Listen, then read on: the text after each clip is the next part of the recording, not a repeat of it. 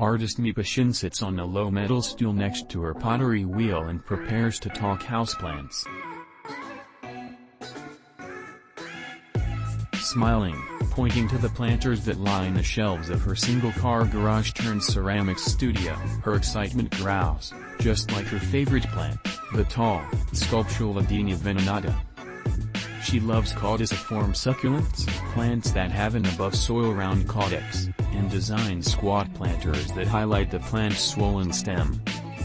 She's a huge fan of fern-leaf cactus, which she likes to grow out of the bottom of her UFO-shaped hanging planters and has been known to drape delicate heart-shaped Dischidia russifolia variegata from the mouth of her macaroni-shaped vessels.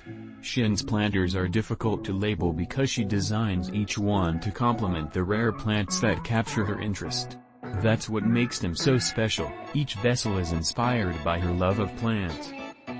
There are chocolate brown and speckled buff vessels for caudex, pagoda planters for Denia glauca, checkerboard glazed pots for pussy willows, striped planters for Pilea peperomioides and philodendrons, and donut-shaped vessels for Hoyas and air plants.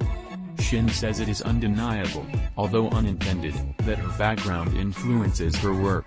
There is a Korean term yobek that is meant to convey an aesthetic ideal of empty space and simplicity, she says.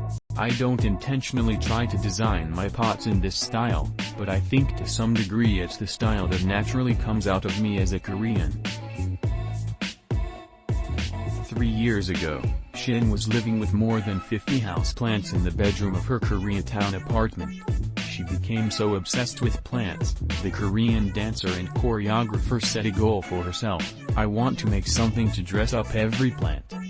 She concentrated on choreography, and when she moved to Los Angeles in 2017, she taught Pilates not far from the tiny one-bedroom apartment she shared with her husband, Isaiah Yu. In New York, I always lived in tiny places, she says. So my apartment in Koreatown was no different.